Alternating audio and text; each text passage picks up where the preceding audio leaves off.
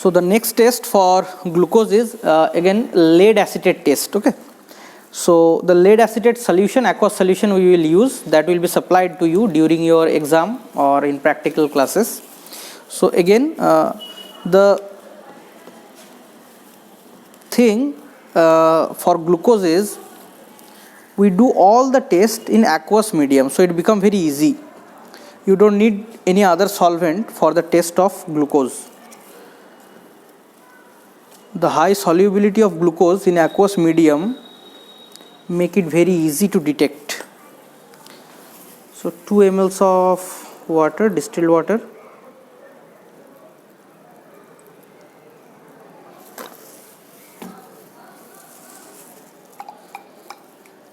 and then we will add a handful amount of lead acetate, that is also around 2 ml.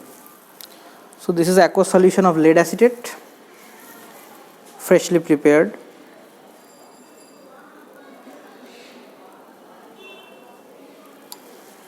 Now we will add ammonium hydroxide.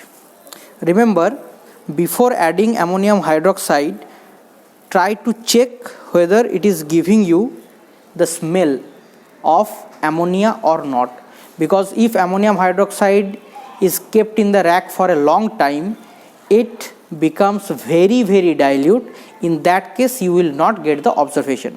So if it is giving that smell of ammonia sufficiently, then use, otherwise ask in the lab for a freshly prepared ammonium hydroxide solution. Okay. So now I will add ammonium hydroxide, and that will give a white precipitate, just like white precipitate of silver chloride. And then we will warm it. On warming, the precipitate will turns into pink color. What type of pink? It is known as salmon pink. Okay, there are many types of pink color.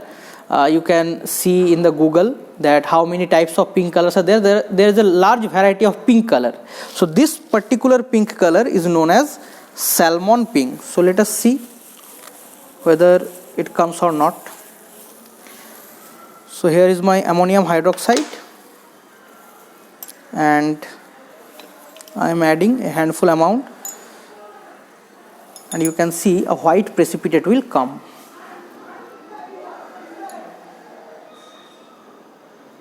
See, just like white precipitate of silver chloride, that type of white precipitate. Okay. A huge part is still unreacted, so we will try to react the whole solution by shaking it.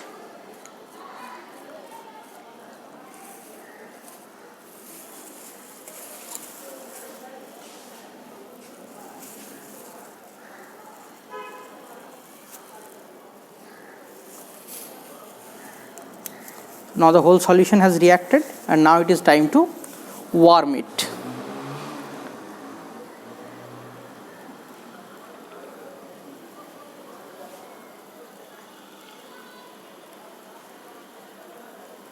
And slowly it will turn into salmon pink.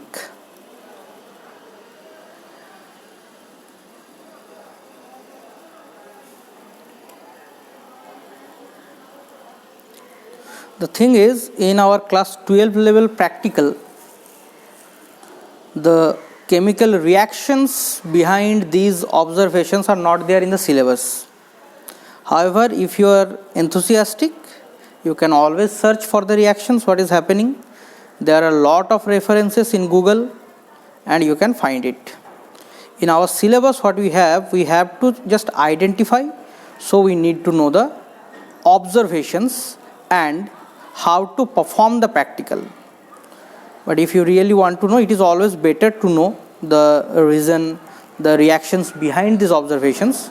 So just type the name of the test, and you will find a lot of references. From there you can find the chemical reactions, the equations also behind these observations.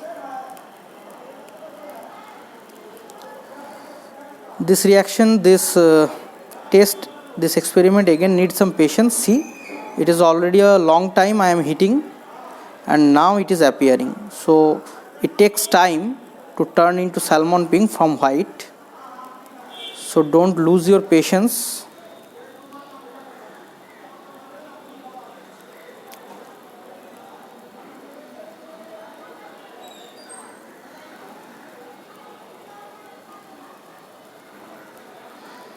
Okay, this is sufficient. You can see the color. This pink is what called salmon pink. Okay, so this is your salmon pink, and this is the observation that on adding ammonium hydroxide you get white precipitate, which on heating turns into a salmon pink color. So that is all about this experiment. We will move to the next one in the next video.